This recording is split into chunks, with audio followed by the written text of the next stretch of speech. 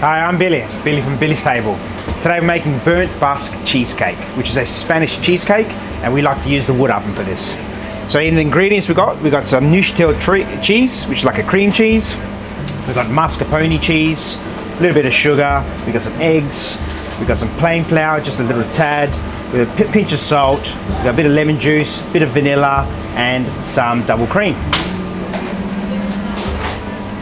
We're going to start off with putting the cream cheese into the blender. Now I like to use a blender for this. You can use a RoboCoupe, a machine, a KitchenAid. You can use a good old-fashioned bowl in the hand, but I find that this consistency comes out really smooth. Cream cheese. Push it down.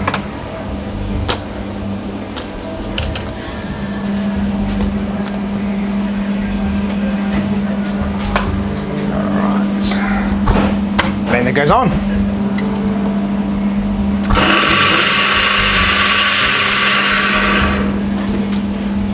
Once we've blended up a little bit, we're going to add a bit of the sugar.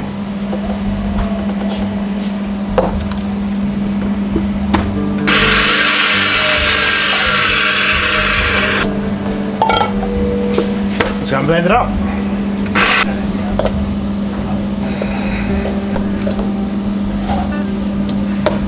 So at this stage we've added the sugar, just blend it up a little bit, mix it up, and then slowly we're going to add one egg at a time.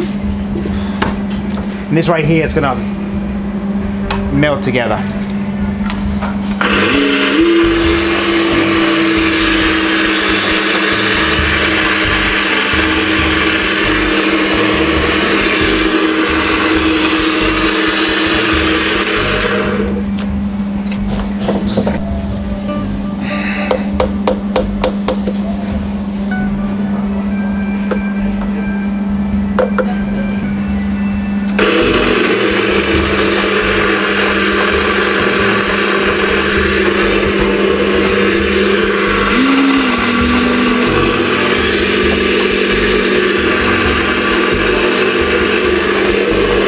So at this stage, just putting egg by egg, one by one, till it blends in, so we can get a really nice, smooth consistency.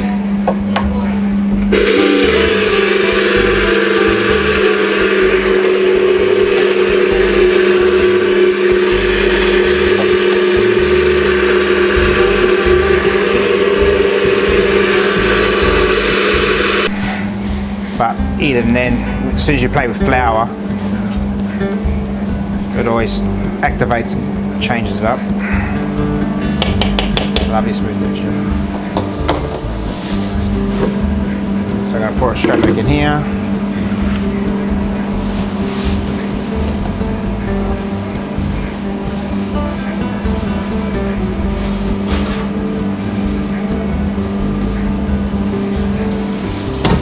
I'm going to pour it into my container, so I'll bring. Okay, so we've just pre-made some bases. So we've got some bases, a bit of parchment paper through there. I'm just going to pour these little bad boys. So there. I'm going to fill it to the top, not too high. And the reason with these, they will lift up and they will rise. And that's why the parchment paper is overlapping. And that's why it's a bit high, so then when it rises, the cheesecake won't overfill and overflow, it'll just naturally rise up and the paper will support it.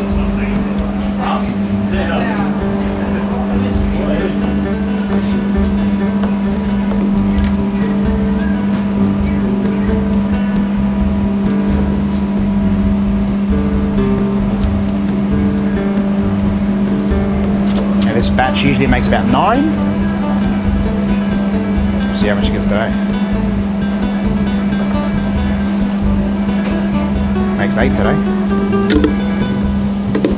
There we go.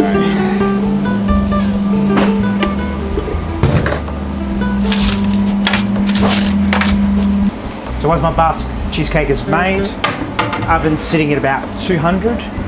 Perfect temperature, 200, 210. You can go 220 tops. If you go to 220, you got to play around with it because it still needs about 30-40 minutes in there. So at the moment, I've hit it at 200 and it's going to thick it in. So 200, 210 for about 30-40 minutes. If I find it becomes too charred on top, I'll put a bit of foil on top of that. But essentially, the whole fun of it really is that it burns the top. All right, here we go. It's been about 35 minutes. And our burnt basque cheesecake. So you see how the top of it starts to burn. Paper's obviously burnt, which is quite great. A nice little effect to that. And that's our Spanish basque cheesecakes. So I'm going to plate them up now.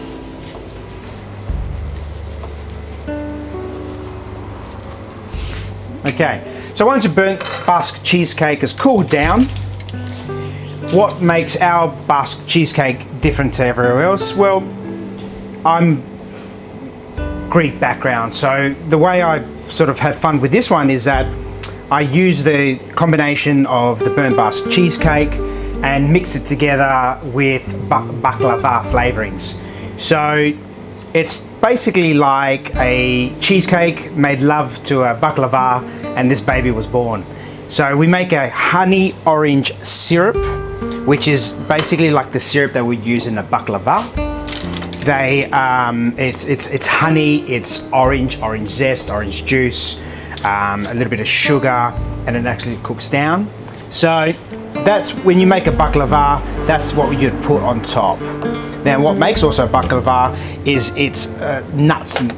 So we've got in here cinnamon, ground walnuts roasted, and ground pistachios, and then that goes on top. And then what makes this dish so lovely is that if you just allow it to sit for a minute or two, that honey, that orange syrup seeps through it, the cinnamon, the walnuts infuse on top.